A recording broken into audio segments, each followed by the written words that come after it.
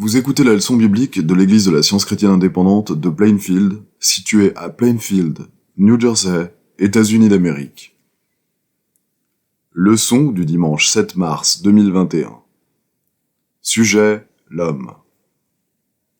Texte d'or, 1 Corinthiens. Grâce soit rendue à Dieu qui nous donne la victoire. Lecture alternée. Nous sommes pressés de toute manière, mais non réduits à l'extrémité. Dans la détresse, mais non dans le désespoir. Persécutés, mais non abandonnés. Abattus, mais non perdus. Que dirons-nous donc à l'égard de ces choses? Si Dieu est pour nous, qui sera contre nous? Qui nous séparera de l'amour du Christ? Sera-ce la tribulation, ou l'angoisse, ou la persécution, ou la faim, ou la nudité, ou le péril, ou l'épée? Mais dans toutes ces choses, nous sommes plus que vainqueurs par celui qui nous a aimés. Car j'ai l'assurance que ni la mort, ni la vie, ni les anges, ni les dominations, ni les choses présentes, ni les choses à venir, ni les puissances, ni la hauteur, ni la profondeur, ni aucune autre créature ne pourra nous séparer de l'amour de Dieu manifesté en Jésus-Christ notre Seigneur. La Bible. L'intégrité des hommes droits les dirige. Faites toutes choses sans murmure ni hésitation, afin que vous soyez irréprochables et purs, des enfants de Dieu irrépréhensibles au milieu d'une génération perverse et corrompue, parmi laquelle vous brillez comme des flambeaux dans le monde. Car j'ai appris à être content de l'état où je me trouve. Je sais vivre dans l'humiliation, et je sais vivre dans l'abondance.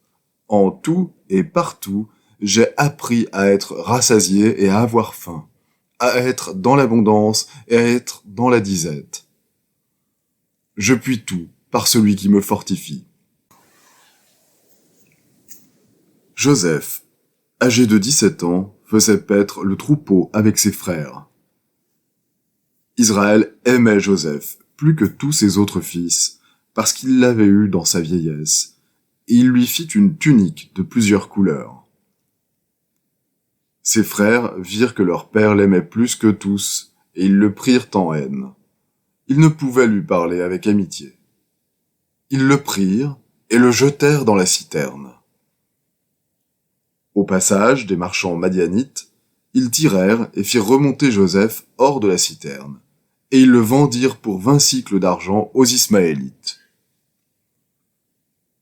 On fit descendre Joseph en Égypte, et Potiphar, officier de Pharaon, chef des gardes égyptiens, l'acheta des Ismaélites qu'il y avait fait descendre.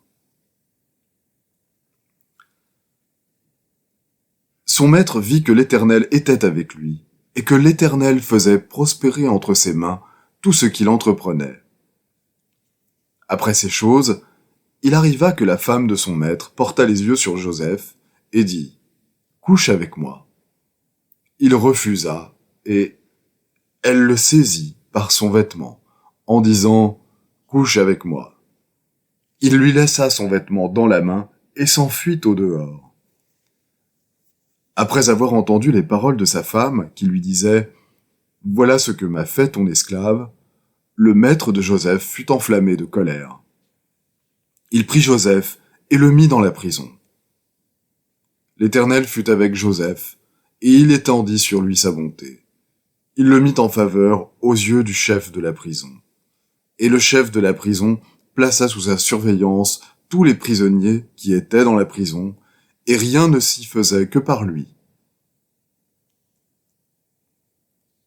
Au bout de 2 ans, Pharaon eut un songe. Pharaon fit appeler Joseph. On le fit sortir en hâte de prison. Pharaon dit à Joseph, « J'ai eu un songe.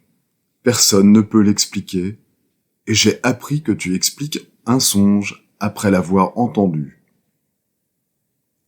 Joseph répondit à Pharaon en disant, « Ce n'est pas moi, c'est Dieu qui donnera une réponse favorable à Pharaon. » Ainsi, comme je viens de le dire à Pharaon, Dieu a fait connaître à Pharaon ce qu'il va faire. Voici, Il y aura 7 années de grande abondance dans tout le pays d'Égypte. 7 années de famine viendront après elles.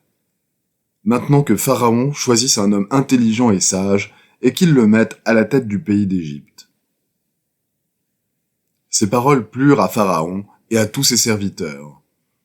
Et Pharaon dit à ses serviteurs, « Trouverions-nous un homme comme celui-ci, ayant en lui l'esprit de Dieu ?» Et Pharaon dit à Joseph, « Puisque Dieu t'a fait connaître toutes ces choses, il n'y a personne qui soit aussi intelligent et aussi sage que toi. Je t'établis sur ma maison, et tout mon peuple obéira à tes ordres. Le trône seul m'élèvera au-dessus de toi. »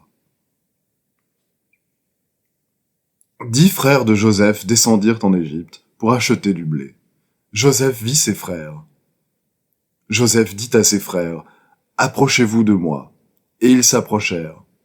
Il dit, « Je suis Joseph, votre frère, que vous avez vendu pour être mené en Égypte. Maintenant ne vous affligez pas, et ne soyez pas fâchés de m'avoir vendu pour être conduit ici, car c'est pour vous sauver la vie que Dieu m'a envoyé devant vous. Car c'est une grâce que de supporter des afflictions par motif de conscience envers Dieu, quand on souffre injustement. En effet, quelle gloire y a-t-il à supporter de mauvais traitements pour avoir commis des fautes? Mais si vous supportez la souffrance lorsque vous faites ce qui est bien, c'est une grâce devant Dieu. Et c'est à cela que vous avez été appelés, parce que Christ aussi a souffert pour vous, vous laissant un exemple, afin que vous suiviez ses traces. Lui qui n'a point commis de péché, et dans la bouche duquel il ne s'est point trouvé de fraude. Lui qui, injurié, ne rendait point d'injure, maltraité, ne faisait point de menaces, mais s'en remettait à celui qui juge justement. Ainsi, mes bien-aimés, comme vous avez toujours obéi, travaillez à votre salut avec crainte et tremblement, non seulement comme en ma présence, mais bien plus encore maintenant que je suis absent. Car c'est Dieu qui produit en vous le vouloir et le faire, selon son bon plaisir. Nous savons du reste que toute chose concourt au bien de ceux qui aiment Dieu, de ceux qui sont appelés selon son dessein. Je vais maintenant lire les passages corrélatifs tirés du livre d'études de la science chrétienne, Science et santé avec la clé des Écritures, de Mary Baker Eddy. Homme, l'idée spirituelle de Dieu, individuelle, parfaite, éternelle.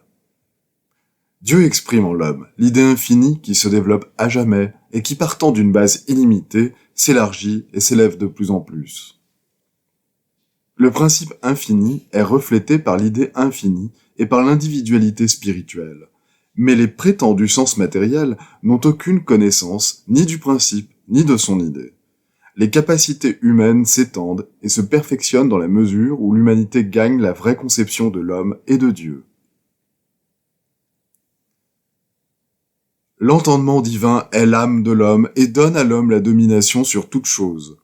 L'homme ne fut pas créé à partir d'une base matérielle et il ne lui fut pas enjoint d'obéir à des lois matérielles que l'esprit ne fit jamais. Sa sphère d'action se trouve dans les statuts spirituels, dans la loi supérieure de l'entendement. Admettre en son fort intérieur que l'homme est la propre ressemblance de Dieu, mais l'homme a même de saisir l'idée infinie. Cette conviction ferme la porte à la mort et l'ouvre toute grande sur l'immortalité. Il faudra finalement arriver à comprendre et à reconnaître l'esprit. Et nous ferions bien d'employer notre temps à résoudre les mystères de l'existence par la compréhension du principe divin. À présent, nous ne savons pas ce qu'est l'homme, mais nous le saurons certainement lorsque l'homme reflètera Dieu.